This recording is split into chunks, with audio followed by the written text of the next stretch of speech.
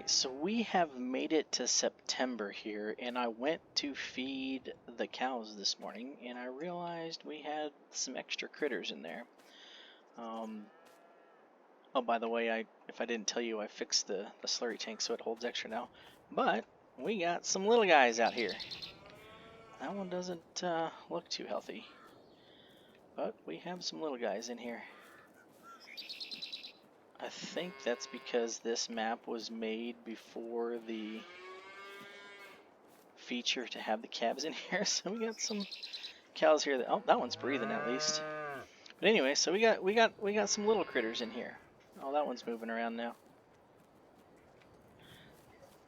So we got some little calves. So I went into my animal menu. You know, I spent all the money and I never bought any cows, but I went over here and looked, and we have now, if I select this, we have 24 female Holsteins, and we have 15 male Holsteins. Our barn will hold 60. So what I'm gonna do, if I go around here, inside my shed, I have a fancy little tool in here. It's called an animal cane. If I pick this up, walk out the door,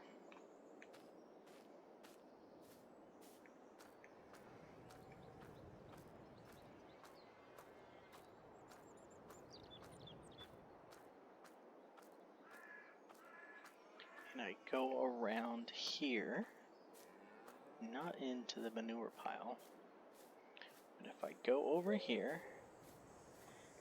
and now if I drop the object and I open the animal dialog box, now it shows up animal cane over there. So what I can do is go to the male Holsteins, move them to the animal cane, which is recognized as a trailer, and then I can also take 4 of the female Holstein calves. Not that that's what I want to do, but I'm gonna do it. Okay, so they're worth $150. The males aren't. So I could sell them, but I'm not going to at this time. So now, if I pick up this cane and I walk it over here,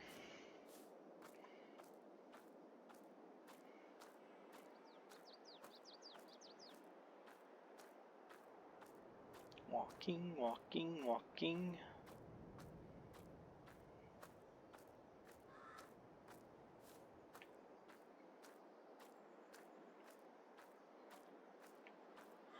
Now, if I walk up to this gate right here, and now if I drop that down, I go open the gate, back up to where it says I'm on the animal dialog.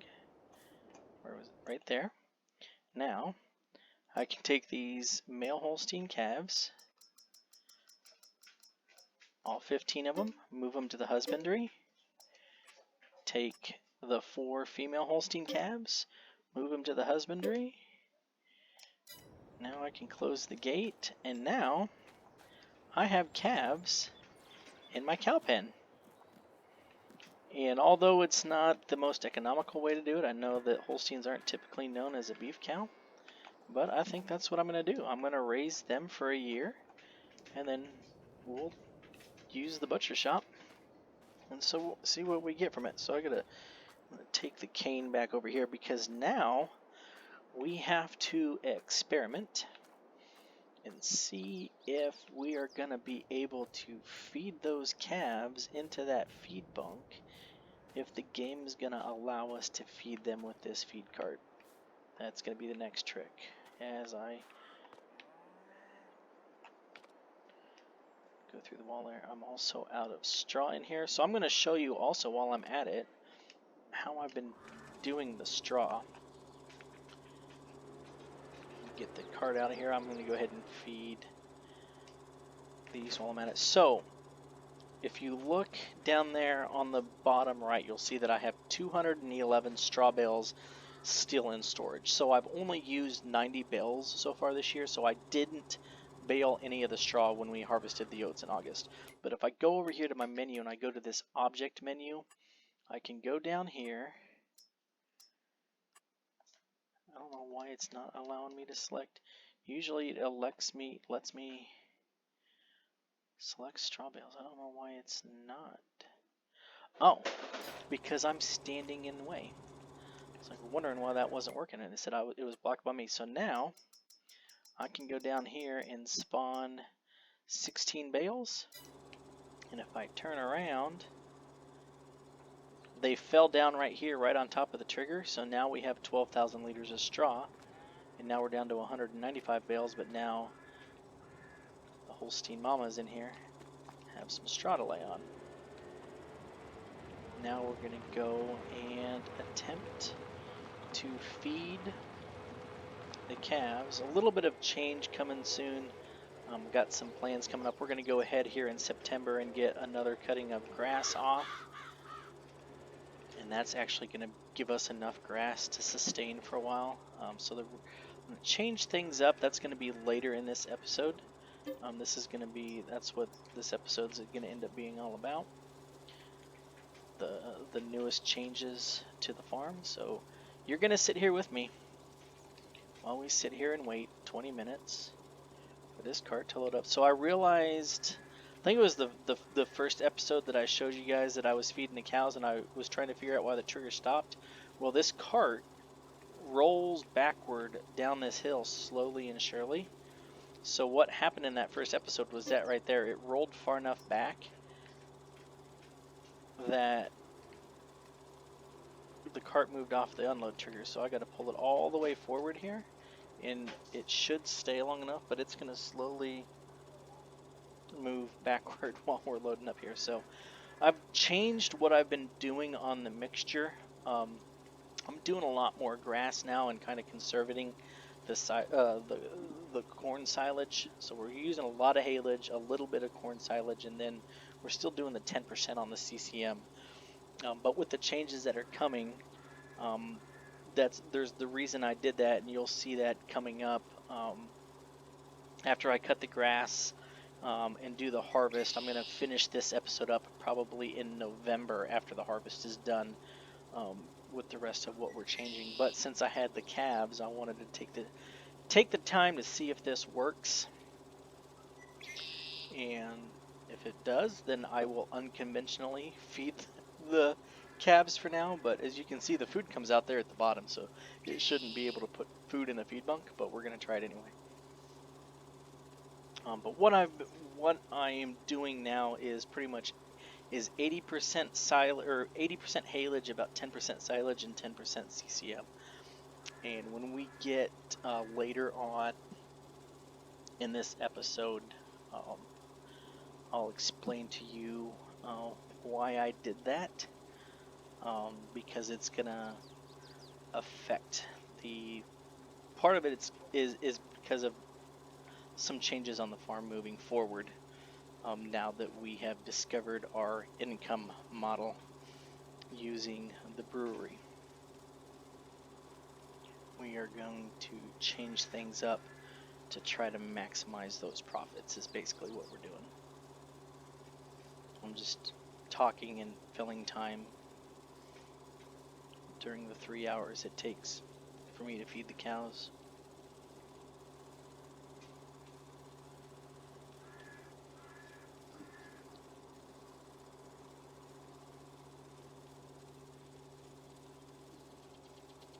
We're almost to 60%. We're getting there.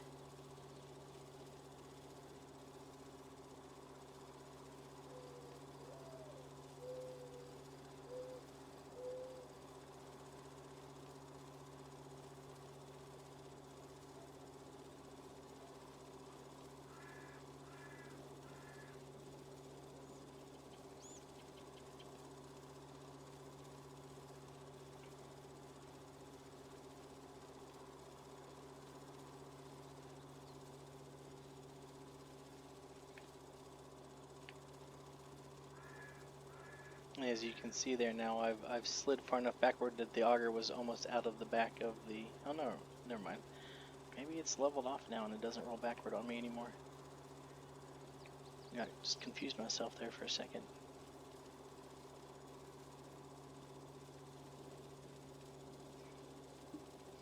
Alright, there's 76. Almost there now.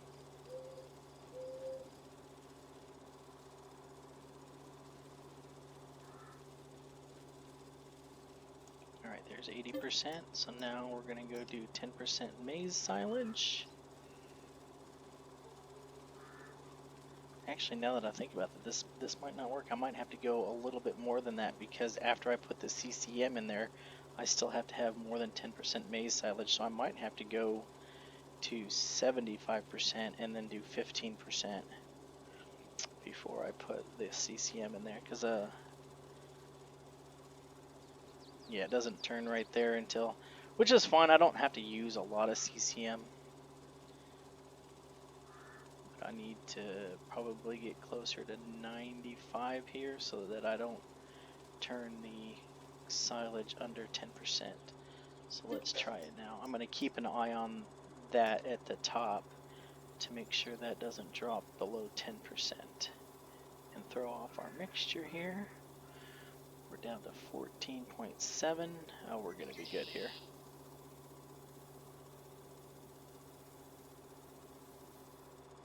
Alright. Yeah, we would have been good. So now we got 30,000 liters of total mixed ration. We're going to go over here and see if it will allow me to feed the calves like this, because I spent all that money to get new equipment, did not realize I was going to have calves because I don't have any bulls. You tell me how that works, because I haven't figured it out yet. I guess I got some Virgin Mary Holsteins in there. I'll pull up here and see if this is going to recognize. It is going to recognize it, so alright. We are going to feed our calves, and look at them come running. A couple of those guys were hungry. I like the visual of that too, nice and full. Alright, so that's gonna work. It's not the most accurate depiction, but we'll take it.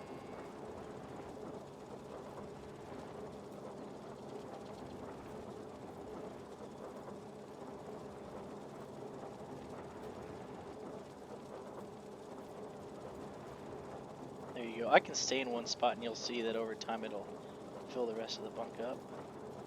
Well, that's nice. And since these are calves, they're not going to eat a whole lot, so this 30,000 shouldn't. If the 40 heifers weren't going through 30,000 liters of food a day, I highly doubt 19 calves are going to go through 30,000 liters of food a day. There's another hungry little guy right there. And he's going to stop and turn the other way. But there we go. All right. So we fed the calves. So we're good to go. So now let's go look at the animal menu, and let's go up here to the placeable feedlot. Yeah, 30,000 food, they're good. Oh, I do have room to put straw and slurry down, so I might put a couple. So since I can do that, I'm going to show you what I did, what I figured out. So with the slurry tank, it held 1.4 million liters, but in order to transfer the slurry from the shed into the tank, I had to put down a trigger, and what I did not realize is that the trigger itself only holds 50,000. So now I think I have like 15 or 20 of those things down so that we can hold plenty of slurry over there. So what I'm going to do now is if I put a couple of those down, and then now we can get 200,000 liters of slurry out of here from the calves if we need to. And since it says that they will take straw, I'm going to do one more experiment here. Let's see if I can figure out how this works. Because of course now, they don't need it to be productive. That's kind of where the manure comes from. But what I'm going to do now here is I'm going to go down here and spawn, let's spawn 10 more. And now if I go look, now my straw in here is full, and I have 1, 2, 3, 4. I have 9 bales left over. So now I should be able to pick these up and go drop them in the cart.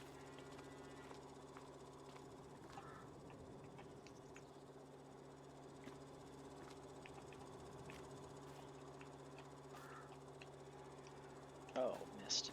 So I'm going to throw these in the cart and then see if it'll allow me to give straw to the calves. Oh, did it disappear? There, it took it. Okay, that works. So all I have to do is walk up to the side of the cart and let it disappear. No, maybe. Yep. Okay.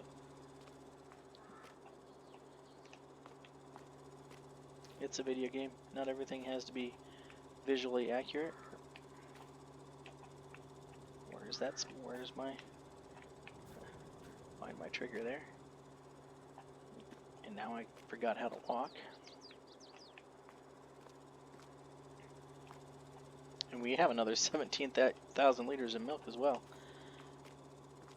So we almost have enough milk for another full truckload, but I'll have to double check the prices. You know, even if the price isn't all the way up, that might actually be beneficial to us to get a little bit more money in the bank. Then if we need to go get a more realistic looking,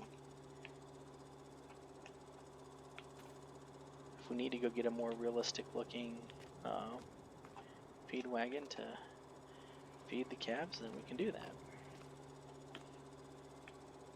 You can see down there the fill level's going up, so all I got to do is find the right spot to stand. Then this puts us down to 185 bales, so I'll probably still have enough to get through. But now, I'm going to jump on this cart, if it'll let me get back on the cart. I still got a bale precariously laying there on the top, so let's... Can I get you to fall in there? Okay, I think I need to do what I was doing with the others, and I got to go over here and find this trigger. Over here on the side. There it is right there. There we go. Now it's in there. Alright, so now let's go see if I can drop this 5,000 liters of straw in here to these cows. That should allow them then to spawn manure, because that's one of the things about this game is somehow the calves won't spawn manure if they don't have straw. Some of the corrals will and some of them won't. Yep, so we just put it right here in the same spot, but probably don't have enough, but usually the straw will show up. Yeah, you can see it there, it's showing up in the pen. So now they have straw, so they'll start making manure as well. So there's I didn't plan on this little portion being almost 20 minutes long, but I woke up to an unexpected sight of calves in my barn, so had to show that. I'll be back in November to show the rest of the changes that are coming to the farm.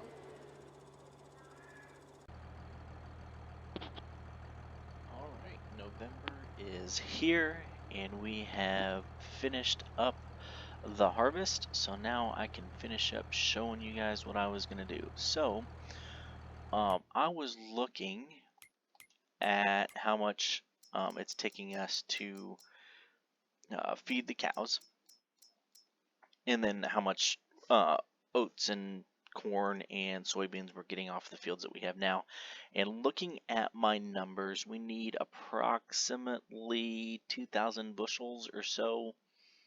Not quite 2,000 bushel a year between the corn and silage to make enough maize silage, to make enough silage and corncob mix to continue feeding the cows. Now, I have a good large amount of silage in there now. Just got done harvesting the corn, so that's going to be making CCM. I got over 1,200 bushel in there, so I think that's closer to what I need to be. Not 2,000. I think it was like 1,300 or 1,400. But as you can see here, I have over 408 yards of grass to be turned into grass silage. So what I've determined is that through that grass silage, if I'm doing 2 cuttings of grass every year and turning that into haylage, I have enough of that for that to be 85% of my feed mixture every time, which would mean I just need 15% to be the silage and the CCM, which I can get off of one field, this one cornfield here. We're going to make it a little bit bigger to maximize that. So because I can do that, I also found a recent mod that just came out that allows you to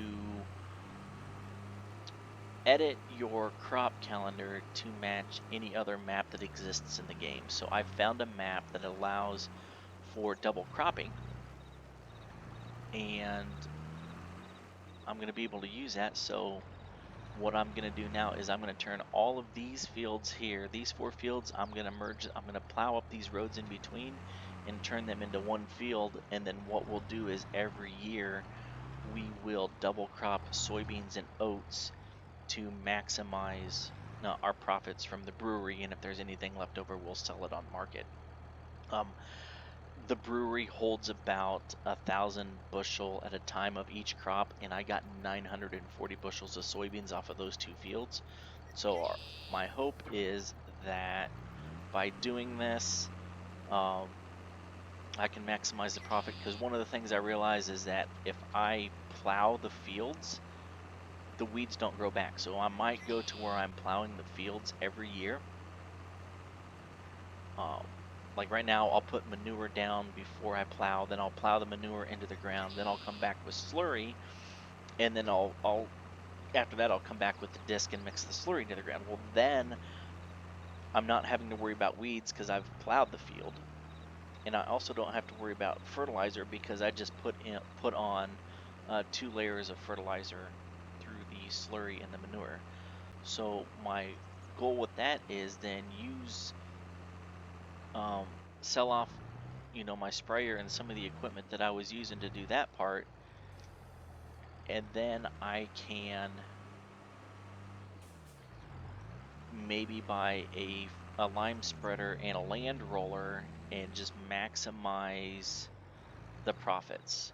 Get 100% yield every time, double crop it both years, and go from there. What I'm doing right here is I'm trying to line up. I can see right here that the edges of these 2 fields aren't lined up. So what I do here is I usually cheat the game. If I get it lined up on the edge of a field right here like this, and if I hire a worker, he will drive straight. That's how I cheat, not having GPS. And I think he's driving straight. But then what he's going to do is he's going to try to stop right there. So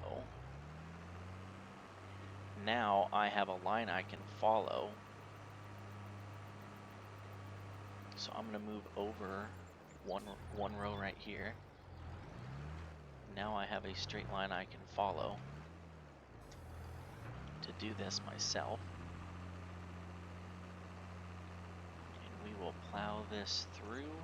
And then now when I get to the other side, now I can hit the hire worker again, and he'll continue to drive in a perfectly straight line until the other end of the field. So I'm going to plow up the roads in the middle of all these fields and turn them into one field. And then the other thing I'm going to do is over there on the end of the cornfield, there's 3 trees on the grassy area. I'm going to take out those 3 trees, and I'm going to make the cornfield the same distance as the edge of this field here, just to maximize how much corn we're getting. And we're going to see how that goes. So that's the plan going forward. Not as much farming content in this video, just because we're in that process of making money, and I don't want to keep showing you the same things over and over. So that's what we're going to do. Hopefully by doing that, we can maximize the profits that we're getting out of the brewery. Here, I'll show you this real quick. Hopefully by doing that, I can maximize the profits we're getting out of the brewery, using the oats and the soybeans, and then I'll also have enough grass and corn to maintain feed for the cows. I did the math, so I've been giving the dairy cows 50,000 liters a month, and that's been sustaining them. The calves are eating a lot less than that, so I was giving them 20,000 liters a month, but I've already filled up the bank, so their bunk uh, tapped out at 50,000 liters. So now I can go a couple months without having to feed them. So knowing that, I should be able to, with the fields that we have now, I should be able to um, have enough corn to maintain those animals. So I'm going to pull forward a little bit right here, try to line it up. I'm going to go a little bit further past where I think the edge is. And since I used the hired worker to kind of get a straight line already, I'm just going to drive straight through here until I'm lined up with the other field. So this tree, these 3 trees, and maybe that 4th tree right there will come out, and then I will extend the cornfield all the way out to here to maximize the silage and high moisture corn we're getting out of that. So we'll come back in the spring and see how that's working out for us. But that's going to be it for this video. Hopefully next time around we'll get a little bit more farming content. But as always, make sure you subscribe to the channel, hit that notification bell to get updates for future videos I post. And until next time, this is Andrew signing off from Moose Farms.